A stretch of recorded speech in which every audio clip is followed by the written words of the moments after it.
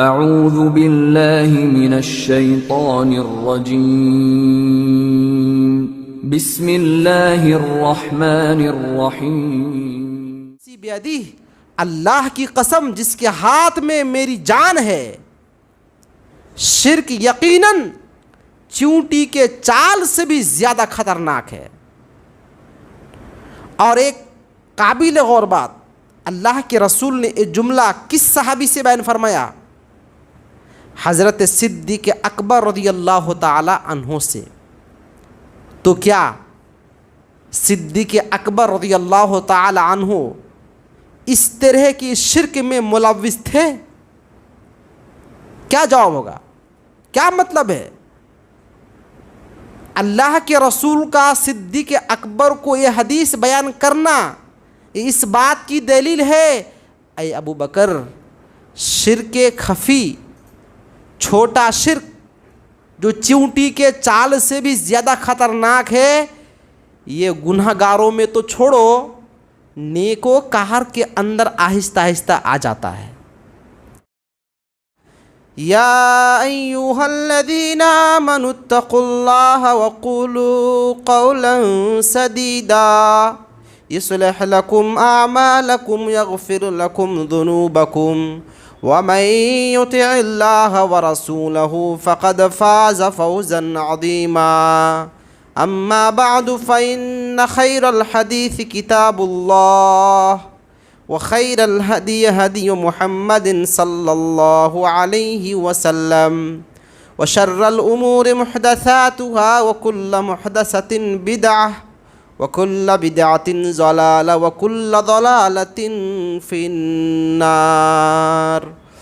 اعوذ باللہ من الشیطان الرجیم، بسم اللہ الرحمن الرحیم۔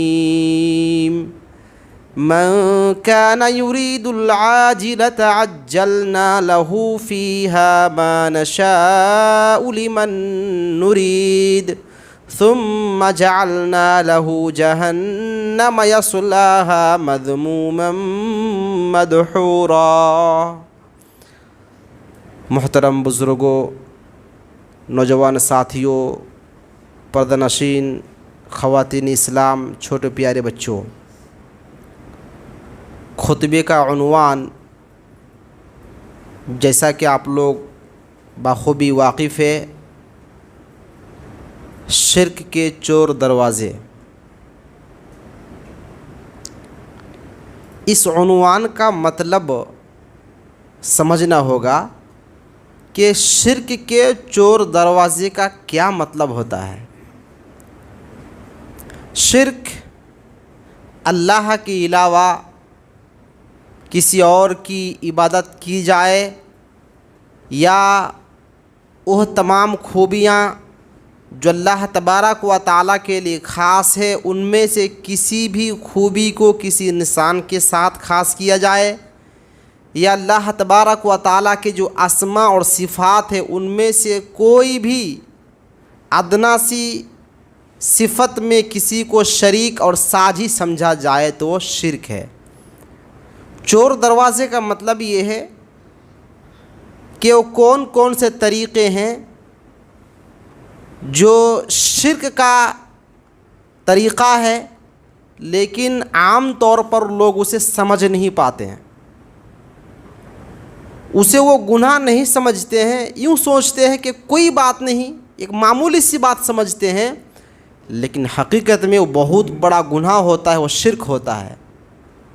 تو شرک کے چور دروازے کا مطلب یہ ہے کہ وہ راستے، وہ دروازہ، جس راستے سے، جس دروازے سے شرک داخل ہو سکتا ہے، اور وہ راستہ عام طور پر تمام لوگوں کو معلوم نہیں ہوتا، تو وہ راستے، وہ طریقے، وہ دروازے آپ کے سامنے بیان کیے جائیں گے جہاں تک ہو سکے انشاءاللہ۔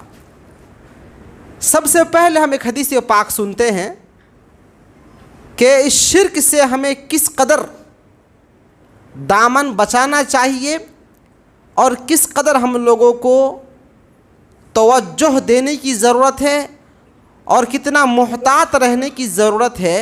ایک حدیث پاک سنیے، عن معقل بن يسار رضي الله تعالى عنه قال قال لأبي بكر للشرك فيكم أخفى من دبيب النمل والذي نفسي بيده للشرك أخفى من دبيب النمل أولا أدلك على شيء إذا فعلته ذهب عنك قليله وكثيره قل اللهم إني أعوذ بك أن أشرك بك وأنا أعلم وأستغفرك لما لا أعلم. رواہ امام البانی. حدیث کا ترجمہ سنیے.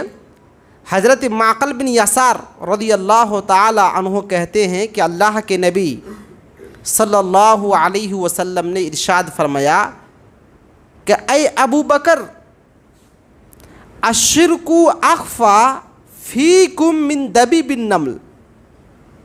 شرک جو ہے اس کا چال، اس کی رفتار چینٹی کے رفتار جیسا ہے. کیا مطلب ہے اس کا؟ چیونٹی جس کے اینٹ کہتے ہیں، عربی میں کہتے ہیں نملہ، چیونٹی، اگر وہ چلتے چلتے آپ کے جسم پر چڑھ جائے تو آپ کو اور ہمیں معلوم پڑتا ہے، آپ ابھی وہاں بیٹھے ہیں، چھوٹی سی چیونٹی آئے اور آپ کے کپڑے ہو کر کے آپ کے بدن پہ چڑھ جائے تو آپ کو معلوم پڑے گا؟ معلوم نہیں پڑے گا. تو اللہ کے رسول نے فرمایا شرک کا رفتار کچھ اسی طرح سے ہے. کچھ سمجھ میں آ رہا ہے؟ شرک کا رفتار کس طرح سے ہے؟ جس طرح سے ایک چیونٹی انسان کے بدن پر، کپڑے پر چڑھ جائے اور معلوم نہ ہو سکے، اسی طرح سے شرک آہستہ آہستہ لوگوں کی زندگی میں آ جاتا ہے، لیکن انسان سمجھ نہیں پاتا کہ میں شرک کر رہا ہوں.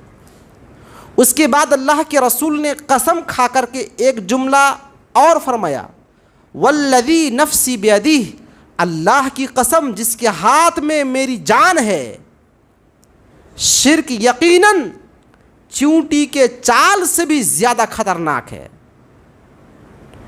اور ایک قابل غور بات، اللہ کے رسول نے یہ جملہ کس صحابی سے بیان فرمایا؟ حضرت صدیق اکبر رضی اللہ تعالی عنہ سے. تو کیا صدیق اکبر رضی اللہ تعالی عنہ اس طرح کی شرک میں ملوث تھے؟ کیا جواب ہوگا؟ کیا مطلب ہے؟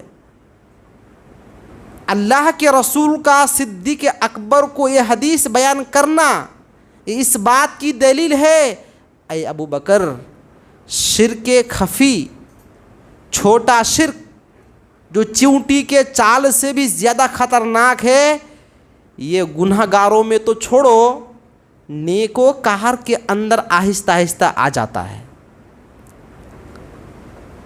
5 اوقات کے نمازی ہیں، ماہ رمضان کے روزے رکھ لیتے ہیں، پیسہ ہو تو حج کر لیتے ہیں، زکوٰۃ دے دیتے ہیں، غریب غربا کا خیال رکھتے ہیں، تو اس کا مطلب یہ نہیں ہو سکتا کہ اس کے اندر شرک نہیں آئے گا. تو اس حدیث پاک سے اشارہ کیا جا رہا ہے، اے میری امت کے نیک لوگوں، بڑی توجہ کے ساتھ، دھیان کے ساتھ زندگی گزارنا. کیوں؟ اس لیے کہ تمہاری نیکیوں کے ساتھ ساتھ آہستہ آہستہ تمہاری زندگی میں شرک آ سکتا ہے اور تمہیں معلوم بھی نہ ہو. اس کے بعد اللہ کے رسول نے ایک طریقہ بتایا، ایک دعا سکھایا. آپ نے فرمایا اولا ادلک علی شیء، اے ابو بکر، بات اگرچہ ابو بکر رضی اللہ تعالی عنہ سے ہو رہی ہے لیکن خطاب تمام لوگوں کو ہے. اللہ کے رسول نے کہا کیا میں ایک ایسی چیز نہ بتا دوں، ایک ایسا طریقہ تم لوگوں کو نہ بتاؤں جس طریقے پر عمل کرو گے تو ذہب عنک قلیلہ وکثیرہ، تو اس شرک کا چھوٹا چھوٹا حصہ اور بڑا بڑا حصہ تم سے دور ہو جائے گا، وہ گناہ ختم ہو جائے گا. تو کہا اللہ کے رسول ضرور بتائیے وہ طریقہ کیا ہے، وہ دعا کیا ہے؟ تو اللہ کے رسول نے وہ دعا سکھلا دیا. وہ دعا ہے اللہم انی اعوذ بکا ان اشرک بکا وانا اعلم واستغفرک لما لا اعلم۔ اے اللہ میں ان تمام گناہوں سے تیری پناہ مانگتا ہوں جو میں جان بوجھ کر کروں، اور واستغفرک لما لا اعلم، اور میں ان تمام گناہوں سے میں تیری بخشش مانگتا ہوں جن گناہوں کو انجانے میں انجام دے دوں۔ یہ کتنی جامع اور کتنی بہترین دعا ہے، آپ نے غور کیا؟ یا اللہ ایسی توفیق نہیں چاہیے کہ میں جان بوجھ کر گناہ کروں، اور اے اللہ اگر کوئی گناہ انجانے میں ہو جاتا ہے تو تیری بخشش کا میں طلبگار ہوں، یا اللہ تو میرے گناہوں کو معاف کر دے، مٹا دے۔ تو اس دعا کو پڑھنے سے شرک خفی اگر آپ سے ہم سے ہو جاتا ہے تو اللہ تبارک و تعالیٰ اس کو مٹا دے گا اس دعا کی برکت سے۔ اس دعا کو یاد کر لیجئے، اللہم انی اعوذ بکا ان اشرک بکا وانا اعلم واستغفرک لما لا اعلم۔ اگر آپ لوگوں نے سورہ کہف کی تلاوت کی ہوگی تو آیت نمبر 32 سے لے کر آیت نمبر 44 تک تقریباً 13-14 آیتوں میں اللہ تبارک و تعالیٰ نے ایک نیککار اور ایک گنہگار دو بندوں کا قصہ ذکر کیا ہے۔ ہمارا مقصد قصہ سنانا نہیں ہے، مقصد یہ ہے کہ اس قصے سے ہمیں سبق کیا ملتا ہے، عبرت کیا ملتی ہے۔ قصہ سننے سے پہلے ایک تمہیداً ایک جملہ سن لیجئے، وہ یہ ہے کہ اگر ہمیں آپ کو کوئی نعمت ملتی ہے، کوئی اچھی خبر آتی ہے، ہمارے فصل میں، ہماری کھیتی میں، ہمارے گھر باڑی میں، ہماری نوکری میں، بزنس وغیرہ میں اچھی خاصی برکت اگر نظر آتی ہے، ٹھیک ٹھاک دکھتا ہے، تو ہمیں اور آپ کو کیا کہنا چاہیے؟ کیا کہنا چاہیے؟ یہ میری کمائی ہے، یہ میرے علم اور میرے ہنر کی وجہ سے ہے، میں نے محنت کیا اسی لیے مجھے ملا ہے، یہ بولنا چاہیے؟ یا یہ بولنا چاہیے کہ اللہ تبارک و تعالیٰ کے فضل و کرم سے ہے؟ کیا بولنا چاہیے؟ اب یہ واقعہ سنیے۔ اللہ تبارک و تعالیٰ نے فرمایا وَضْرِبْ لَهُمْ مَثَلَ الرَّجُلَيْنِ جَعَلْنَا لِأَحَدِهِمَا جَنَّتَيْنِ مِنْ أَعْنَابٍ وَحَفَفْنَاهُمَا بِنَخْلٍ وَجَعَلْنَا بَيْنَهُمَا زَرْعًا كِلْتَا الْجَنَّتَيْنِ آتَتْ أُكُلَهَا وَلَمْ تَظْلِم مِّنْهُ شَيْئًا۔ اللہ تبارک و تعالیٰ بیان فرما رہا ہے، اے میرے نبی آپ لوگوں کے سامنے دو آدمیوں کا قصہ اور کہانی پیش کر دیجئے۔ ہم نے دو میں سے ایک کو اتنی مال و دولت دی تھی، دو باغ تھے ان کے پاس، اور دو باغ کس کے تھے؟ انگور کے۔ انگور کے باغ ہیں، اور انگور کے باغ کے آزو بازو آس پاس میں کھیتیاں ہیں، اور کھیتیوں کے آس پاس کھجور کے درخت ہیں۔ باغ کی خوبصورتی بیان کی جا رہی ہے، بیچ میں ہے انگور کے بیل، انگور کی کھیتیاں، اس کے آس پاس دیگر کھیتیاں ہیں، اور کھیتیوں کے آس پاس پھر کھجور کے درخت لگے ہوئے ہیں۔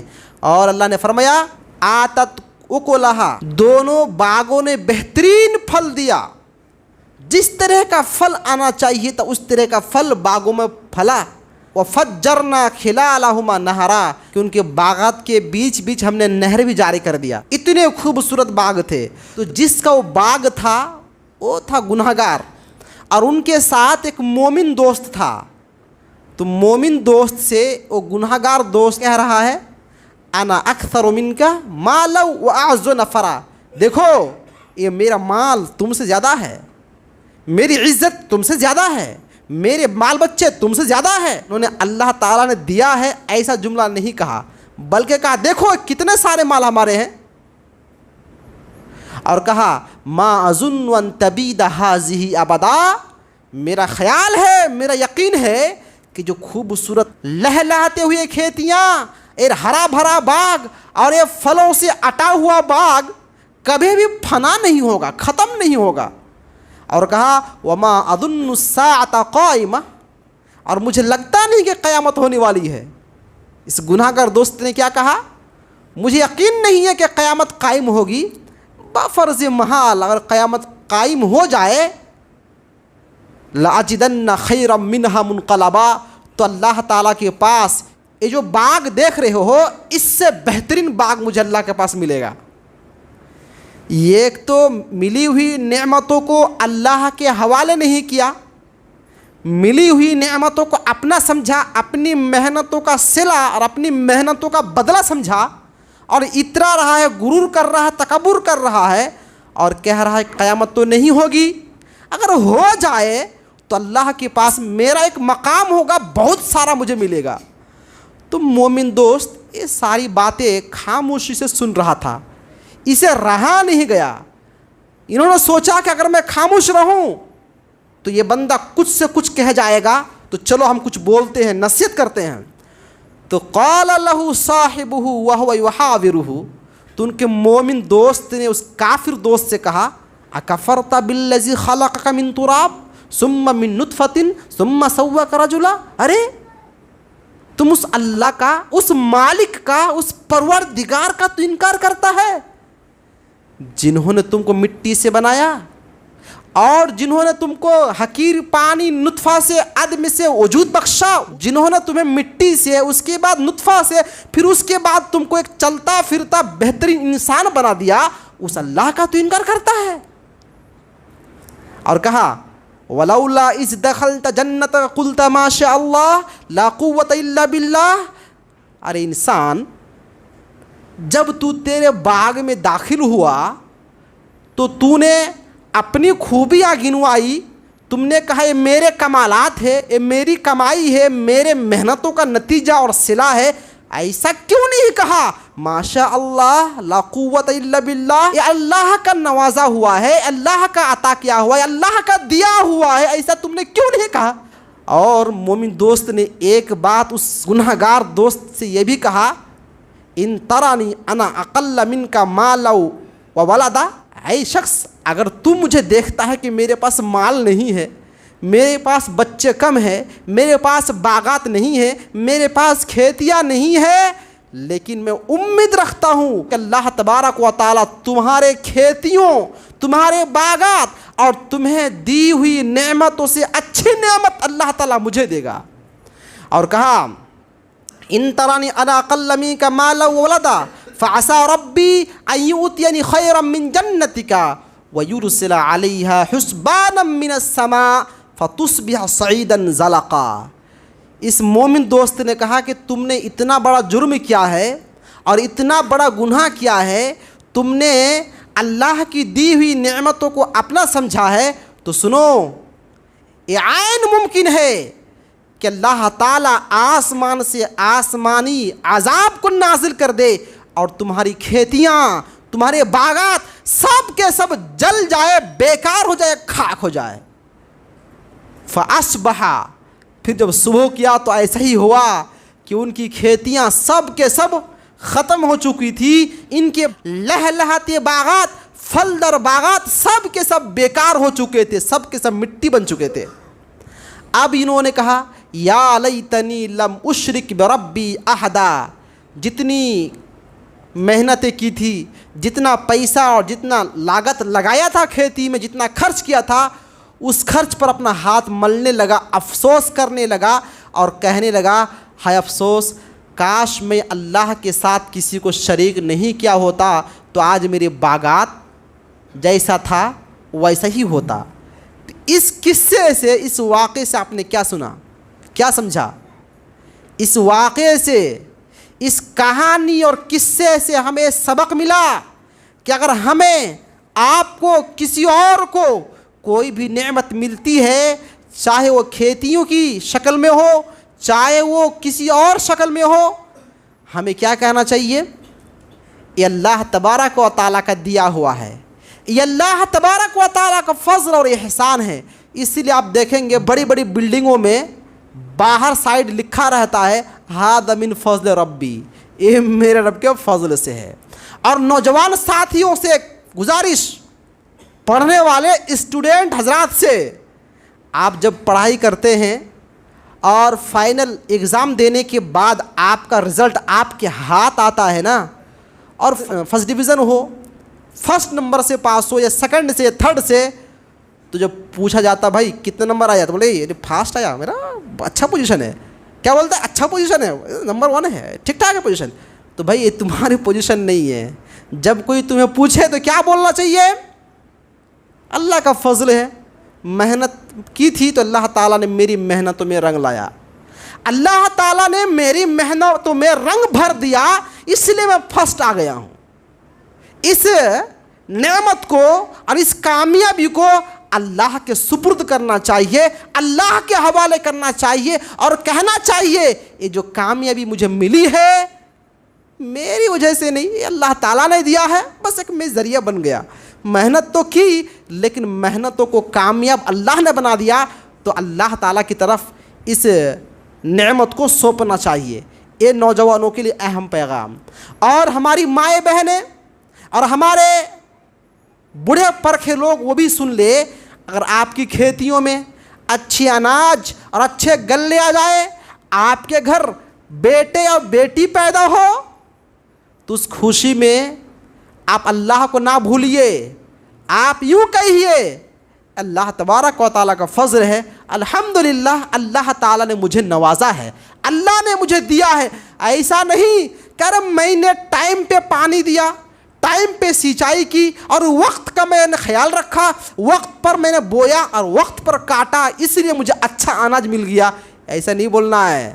کیا بولنا ہے؟ یہ اللہ کا فضل ہے, اللہ تعالیٰ مجھے نوازا. اور آپ بولیں گے یہ میری محنتوں کا صلہ ہے, یہ میری محنتوں کی کمائی ہے, یہ میری محنتوں کا نتیجہ ہے, تو وہی ہوگا جو سورہ کہف میں ابھی آپ نے سنا کہ اللہ تعالیٰ نے اس کے باغ کو مٹی بنا دیا. تو یہ ہے شرک کے چور دروازے. آپ نے سنا انسان شرک کیسے کرتا ہے؟ جب یوں کہے یہ میری کمائی ہے, یہ میری اپنی محنت ہے, جب یہ کہے گا تو شرک راستہ پا لیتا ہے اور شرک کا چور دروازہ کھل جاتا ہے.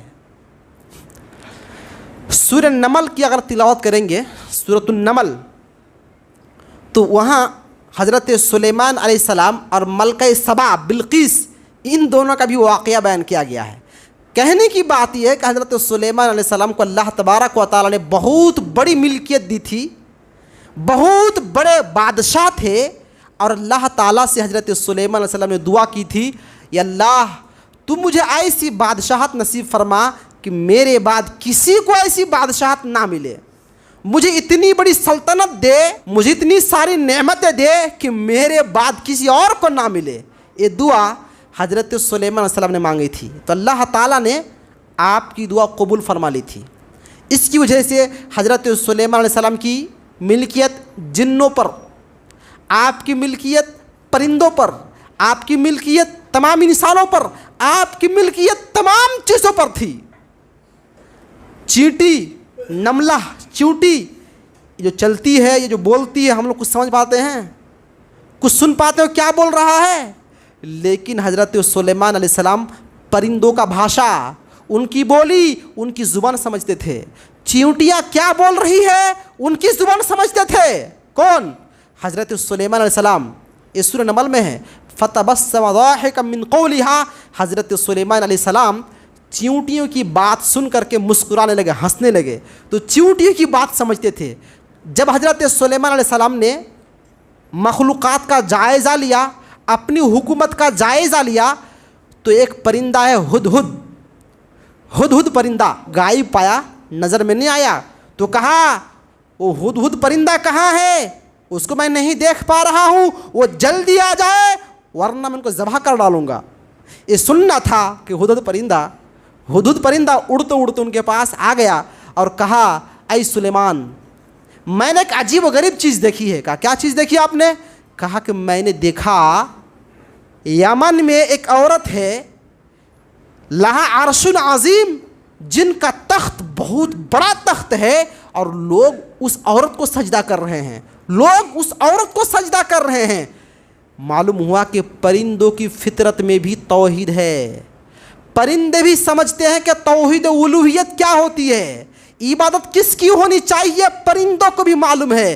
پرندوں کو رہا نہیں گیا, ہدہد پرندوں سے دیکھا نہیں گیا کرے میرے رب اللہ کو چھوڑ کر کسی مخلوق اور خاص کر کے صنف نازک ہاف عقل عورت کی عبادت ہوگی. قطعاً انہوں نے برداشت نہیں کی اور سلیمان علیہ السلام سے آ کر کہا کہ اس عورت کی عبادت ہو رہی ہے. تو سلیمان علیہ السلام نے فوراً ایک میٹنگ بلائی اور اس میٹنگ میں کہا یکم بعرشھا قبل ان یاتونی بمسلمین. اے میرے درباریوں، اے میرے وزیروں، بتاؤ وہ عورت جن کی عبادت لوگ کر رہے ہیں، میں نے ہدہد پرندہ کے ذریعے خط دے کر بھیج دیا کہ تم جلدی سے میرے پاس مسلمان ہو کر آ جاؤ. اور وہ عورت میرے پاس آنے لگی ہے. میرے پاس وہ عورت، وہ بادشاہ جو بنی ہوئی تھی، وہ ملکہ آنے لگی ہے. تو اس عورت کے میرے پاس آنے سے پہلے پہلے اس عورت کا جو عرش ہے، جو تخت ہے، جو بیٹھنے کی جگہ ہے، اس جگہ کو من و عن یعنی بنا کسی ہیرا پھیری کے اس تخت کو میرے پاس کون لا کے حاضر کرے گا؟ ابھی چاہیے مجھے.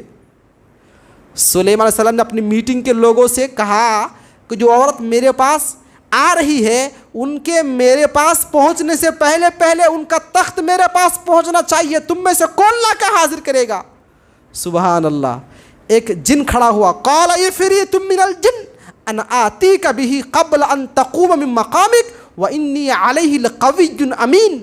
ایک عفریت، ایک ہیکل، ایک بڑا جن کھڑا ہوا اور کہا ان آتیک بہ، اے سلیمان علیہ السلام اس تخت کو میں آپ کی خدمت میں لا کے حاضر کر دوں گا قبل ان تقوم من مقامک، آپ اپنی میٹنگ کو ختم کرنے سے پہلے پہلے. اللہ اکبر. میٹنگ کتنے گھنٹے کی ہوگی؟ 1 گھنٹے، 2 گھنٹے، 3 گھنٹے. اور اس تخت کو لے کے آنا اتنا بھاری تخت ہے. اب کتنا دور ہے؟ سینکڑوں میل کی دور ہے. ایک تفسیر کے مطابق 12,000 کلومیٹر. اتنی دور سے اس تخت کو لے کے آنا ہے اور اکیلا لے کے آئے گا. اور کیا کہہ رہا ہے؟ ہم اکیلا لا کر حاضر کر دیں گے آپ کی میٹنگ ختم ہونے سے پہلے پہلے. اور وَإِنِّي عَلَيْهِ لَقَوِيٌّ أَمِينٌ، اور میں اکیلا اس تخت کو اٹھا لے کے آؤں گا تو اس کا مطلب یہ نہیں ہوگا کہ توڑ پھوڑ کر ایک حصہ لے کے آؤں گا، بلکہ میں طاقتور ہوں اور امانت دار ہوں. امانت کے ساتھ اس پورے تخت کو لا کر حاضر کر دوں گا. اس جن نے 1-2 گھنٹے کی بات کہی تھی اور ایک آدمی کھڑا ہوا. اللہ اکبر. کون کھڑا ہوا؟ قال الذي عنده علم من الكتاب. ایک علم والا، ایک عالم کھڑا ہوا. جی ہاں، ایک عالم کھڑا ہوا اور کیا کہا؟ انا آتیک بہ قبل ان یرتد الیک طرفک. اے سلیمان علیہ السلام وہ جن آپ سے 1-2 گھنٹے کا ٹائم لے رہا ہے اور مجھے ٹائم صرف اتنا چاہیے. آپ آنکھ بند کیجئے، کھولیے، پھر پلک جھپکنے سے پہلے پہلے اس تخت کو لا کے حاضر کر دوں گا. سبحان الذی بیدہ الملک. کیسا علم تھا ان کے پاس، کیا علم تھا اللہ جانے. اس علم والے نے کہا 1-2 گھنٹے کی بات چھوڑو، 1 سیکنڈ کی بات کرتا ہوں، آپ پلک جھپکیں گے اس سے پہلے اس تخت کو لا کر کے امانت کے ساتھ حاضر کر دوں گا. بات ہوتے ہوتے عرش حاضر ہو گیا. 1 سیکنڈ کے اندر اس علم والے صاحب نے اس تخت کو لا کے حاضر کر دیا.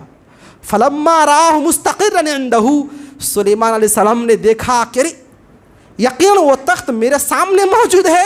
یہ دیکھ کر پریشان ہو گئے. یہ کوئی قصہ اور کہانی نہیں سنا رہا ہوں پیر اور مرید کا. اٹھ کے کھانا کھا پہنچ گئے، نماز پڑھ کے آ گئے، کتا بھگا دیا یہیں سے بیٹھے بیٹھے. یہ قرآن کی آیت ہے، سورہ نمل کی ہے. آپ پڑھ لیجیے، آیت نمبر 38 سے لے کر 44 تک پڑھ لیجیے. تو حضرت سلیمان علیہ السلام نے دیکھا ہے تخت ایک دم ہمارے سامنے موجود ہے. تو تخت کو سامنے دیکھ کر کے انہوں نے کیا کہا؟ یہ ہمارے عنوان سے تعلق ہے. انہوں نے یہ نہیں کہا ارے تو میرا کمال ہے، یہ تو میرے رعایا کے کمال ہے، یہ تو میرے وزیر کے کمال ہے، ارے تمہاری کوشش شاباش، تم نے اتنا بڑا کام کر دکھایا. ایسا نہیں کہا. جیسی تخت پر نظر پڑی کہ تخت ہمارے سامنے موجود ہے، انہوں نے کہا ہذا من فضل ربی، یہ میرے رب کا فضل ہے، یہ میرے رب کی عطا کردہ ہے، یہ اللہ کا کرم ہے، اللہ کا فضل ہے کہ اللہ تبارک و تعالیٰ نے 1 سیکنڈ میں اس تخت کو لانے کی ہمت اس کے اندر دے دی. اور کہا لیبلونی اشکر ام اکفر. اور اللہ تبارک و تعالیٰ ہمیں آزما رہا ہے کہ ہم اللہ تبارک و تعالیٰ کا شکریہ ادا کرتے ہیں یا پھر ہم اللہ تبارک و تعالیٰ کی ناشکری کرتے ہیں، کفر کرتے ہیں.